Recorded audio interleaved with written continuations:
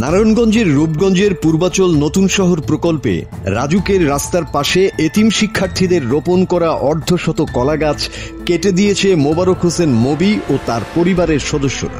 এর প্রতিবাদ করায় প্রকাশ্যে দেশীয় অস্ত্র, রামদা, হাতুড়ি ও রড দিয়ে পিটিয়ে জখম করা হয় মাদ্রাসার শিক্ষক হাসানুজ্জামানকে। গত 20 সেপ্টেম্বর শনিবার বিকেলে পূর্বাচলের 5 নং সেক্টরের মারকাজুস সুন্নাহ আস-সালাফি মাদ্রাসায় এমন ঘটনা ঘটে।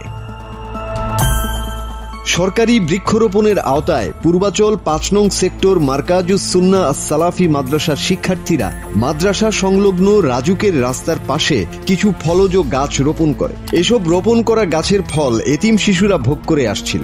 কিন্তু বেশ কয়েকদিন ধরে একই এলাকার বাসিন্দা মোবারক হোসেন মবি ও তার ছেলে হুমায়ুন ও তাইভিন বাবুর স্ত্রী পারভিন গং কলাগাছ থেকে পাকা কলা কেটে নিয়ে যায়।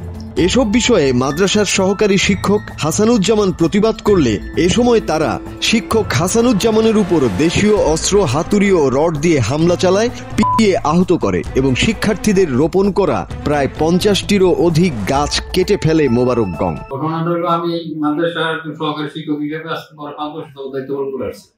এখানে রাজুকের কিছু পরিত্যক্ত জায়গা আছে, খালি জায়গার মাঝে আমরা মাদ্রাসার পক্ষ থেকে এই এতিম অসহায় ছেলেমেয়েদের খাওয়ার জন্য সরকারের বৃক্ষরোপণ কর্মসূচির অধীনে কিছু বৃক্ষরোপণ করি। ওইখানে কিছু কলা গাছ, কিছু আপেল গাছ, কিছু আরো কিছু অন্যান্য গাছ লাগায় রোপণ করার পর ওইখানে কিছু কলা ধরলে এই পাশের মবি মিয়া সে পড়াই এসে আমাদের কলা নিয়ে যায়। তো গতকাল আমরা প্রতিবাদ করতে গেলে আমাদের খাদেমকে মানে অশ্লীল ভাষায় কথাবার্তা বলে এবং পান্নাসের হুমকি দেয়। এবং আজকে সকাল 12:50-এর দিকে যখন এটা নিয়ে কথাবার্তা হয়, তখন আমি মাদ্রাসা থেকে বাড়িয়া মেন রোড যাওয়ার পরে মবির ছেলের রামদা নিয়ে ধরিয়ে আসা আমার খুব দেওয়ার জন্য তো খুব দিয়েছিলাম, ফিরে গেছি।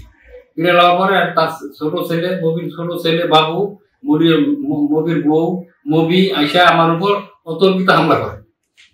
দেখেন এই যে আমার পরিস্থিতিটা দেখেন, আমাকে একদম বিভৎস করে হয়েছে।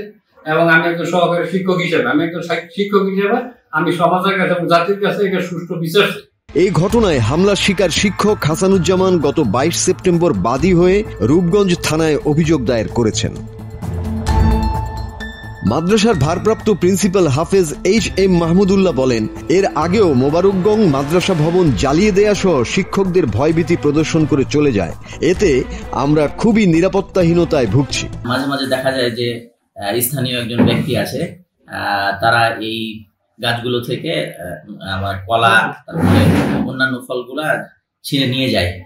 তো গতকালকে আমাদের মাদ্রাসার একজন শিক্ষক হাসানুজ্জামান তিনি বাধা দেওয়াতে পরে আজকে বেলা দুপুরে প্রায় 12:30টার দিকে সেখানে অতর্কিতভাবে হামলা চালায়।